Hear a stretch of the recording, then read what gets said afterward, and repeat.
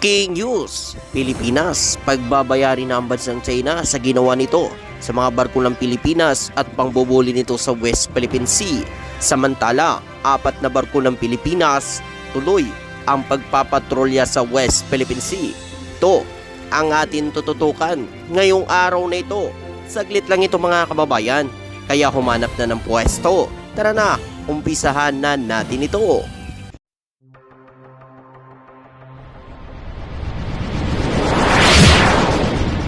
Trupang Ilonggo, Please subscribe subscribe and like. and share. Ayan, magandang araw po no, sa ating mga kababayan sa Visayas at Mindanao. Ayan, nandito na naman po ang inyong Trupang Ilonggo po mga kababayan para magbigay po ng update dito po sa mga nangyayari sa West Philippine Sea. Siyempre sa mga hindi pa nag-like at nag-share sa video natin at nag-subscribe, mag-subscribe na po kayo mga kababayan para lagi po kayong updated sa mga bagong latest update sa West Philippine Sea. So ito po mga kababayan yung bagong ilalabas natin na video. Ito na yung mga danyos no, na pinsala ng China dahil sa patuloy nilang panghaharas sa mga barko ng Pilipinas at pangbubumba ng mga water cannon kung saan nasira ang barko ng Pilipinas. Yung mga brandilya ng mga nasira at saka siyempre nakita naman natin kung paano bombahin no ng barko ng China ang barko ng Pilipinas, kaya talagang nasira no, tulad na lang po ng unay sa May 1 na binomba ng barko ng China habang naghahatid ng mga supply doon sa BRP Sierra Madre. Wasak talaga yun mga kababayan kasi kahoy lang din. So nawasak yung mga dingding at saka buti nga po mga kababayan yung mga sakay ng mga tripulante ay meron pong mga nasaktan pero sa awa ng Diyos ay hindi naman po talaga sila napuruhan So ito na ang danyos no. Kung ako nga lang mga kababayan, hindi lang dapat ganito lang kalaki ang danyos na babayaran ng China dahil grabe mga kababayan ang ginawa nilang aabuso dyan sa West Philippine Sea. Dapat hindi lang ganito kalaki. No? So ito po mga kababayan, 60 million hingin na danyos ng Pinas sa China. At ayon pa sa Philippine Coast Guard, kulang pa. Siyempre kulang talaga mga kababayan. Biruin nyo po, mayroon pang naputulan ng daliri mga kababayan na ating sundalo. Pinalibutan po nila yung tatlong sinasakyan ng Philippine Navy. Pinalibutan nila mga kababayan. Tapos biglang sinampahan ang sasakyan ng Philippine Navy kaya natamaan ng kamay ng kaya naputol yung daliri ng sundalo ng Pilipinas. Biruin nyo po yun mga kababayan. Tapos 60 million lang. Kulang ito mga kababayan. So ayon naman yan sa Philippine Coast Guard, kulang naman talaga. Dahil sa hindi lang yan sa mga dahil alam naman natin bawat resupply mission ay talagang hinaharang nila kahit nga yung airdrop resupply mission, 'di ba? Inano po nila 'yon. Winasak po nila yung dalang-dalang nilaglag doon sa may mga sundalo doon sa may BRP Sierra Madre. Inunahan nila kuha yung mga sundalo na nakatalaga doon. Winasak po nila yung mga pagkain. Ganun kawalang hiyaan China. Ito po, babasahin ko lang po ang pahayag na ito. Iginiit ng Philippine Coast Guard na kulang pa ang 60 million na hihingin danyos ng gobyerno ng Pilipinas sa China kaugnay sa insidente sa West Philippine Sea nitong Hunyo 17. Kinaputol ng daliri ng isang sundalo. Kulang talaga mga kababayan. Kulang na kulang ang 60 million. Ito po yung kababayan nating sundalo na talagang naputulan po siya ng daliri. Dito po yan mga kababayan. Diba? Hindi na yun maibabalik mga kababayan. Hindi na maibabalik pa yun. Kung ang China kasi mga kababayan, kung sila po ay sumusunod lang sa international na batas, sinusunod nila yung UNCLOS, nire-respeto nila ang soberanya ng Pilipinas, siguro walang kaguluhan dyan sa West Philippine Sea. ay dahil sa napakagahaman ho ng China sa mga teritoryo, no? Halos namang kalapit na bansa mga kababayan ay kalaaway ng China dahil nga sa kanilang mga strategy. Taiwan, Thailand, India, pati nga yung Japan, mga kababayan, ay kaaway din nila. Siyempre mga kababayan, sa ginagawa kasi ngayon ng China, ang ginagawa ho nilang tulad niyan, gagawa ho sila ng mga artificial na isla. Isa na yan, no? Isa na yan sa mga sumasakop sa mga teritoryo ng mga kalapit na bansa. Ayan. So, nagpatupad din sila ng bago nilang batas na sila lang din ang nagpatupad. No? Hindi nila sinunod yung international na batas. Nagpatupad do sila ng batas na trespasser. Ito po'y mag-detain ng 60 na araw sa mga dayuhan na lumagpas sa kanilang mga teritoryo.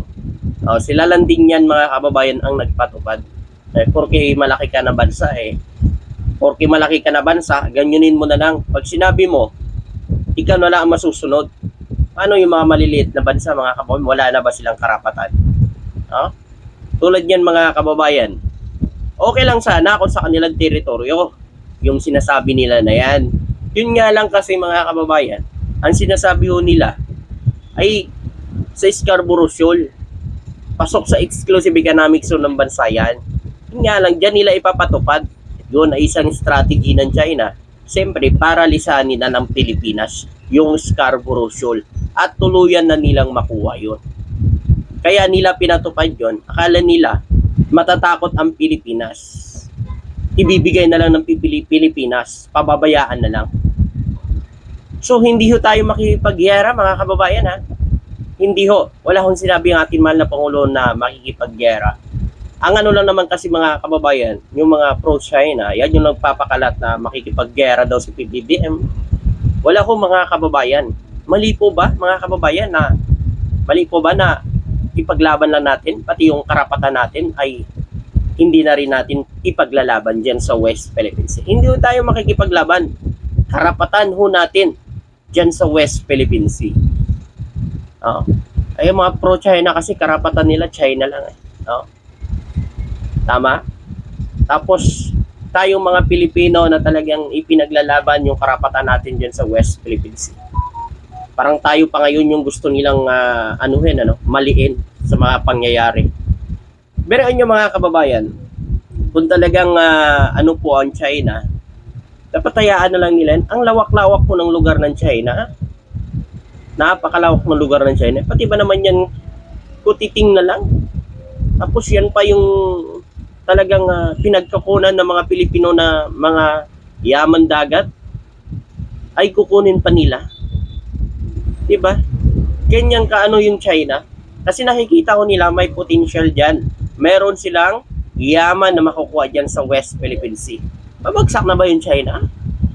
Pabagsak na ba? Yun yung alam natin, pabagsak na talaga.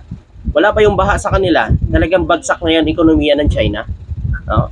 Ayan po mga kababayan. So, ayon dito, kung susumahin kung ilan na ang dapat bayaran ng China sa atin, napakarami na.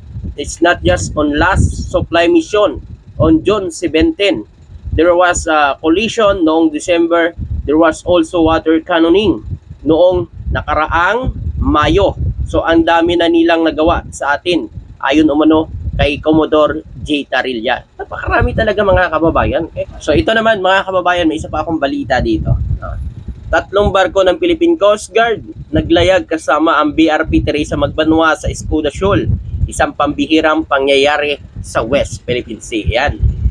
Nagsanipwersa na ang 3 maliliit at isang malaking barko ng Philippine Coast Guard. Bali 4 po sila lahat mga kababayan. Ayan po. Ipinagmalaki ng Philippine Coast Guard na isang pambihirang pangyayari ang paglalayag ng mga kasama ng 3 barko ng Philippine Coast Guard at BRP Teresa Magbanwa sa Escuda Shoal kahapon.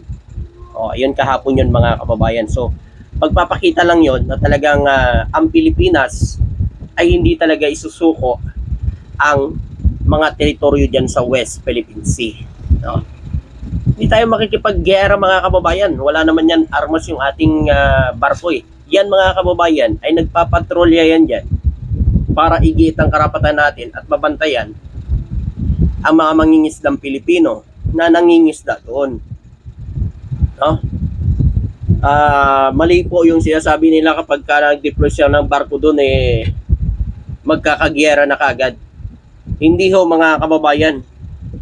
Binabantayan lang ng mga barko ng Philippine Navy, Philippine Coast Guard, Bureau of Fisheries Aquatic Resources at ahensya ng gobyerno ang atin mga teritoryo diyan sa West Philippine Sea. Papayag ba naman tayo mga kababayan na yung sariling ating yaman eh makukuha ng ibang bansa? Siyempre hindi mga kababayan, di ba? Pwera na lang kasi gusto ng mga pro-China yan. Tingnan nyo nga yung mga nakaraan. Pinabayaan, pinagkasundo na lang nila sa China na may kahati, no, sa mga yaman dagat dyan sa West Philippine Sea. Oh. Sa atin naman mga mangingisda dyan, ito mga kababayan, ang ginigiit ho ng ating mahal na Pangulo.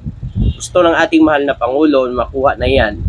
At wala kong hahadlang dyan sa mga mangingisdang Pilipino kahit saan dyan sa may palibot sa may West Philippine Sea. No? Hindi kailangan magpaalam sa China, hindi kaya walang mga haras, wala na mambubuli. Yan ang gusto ng ating mahal na Pangulo. Kaya iginigiit niya dyan yung karapatan at ipinaglalaban niya. No? Yan sa may international na batas. Yan mga kababayan.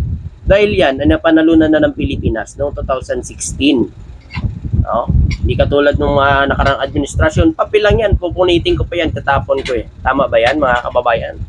Mali yun. Mali. Dahil ang atin ay atin. Yun po mga kababayan. So kayo po mga kababayan, ano po ang masasabi nyo at makukomento nyo? Siyempre hanggang dito na lang. Maraming salamat at magandang araw po sa inyo lahat. God bless.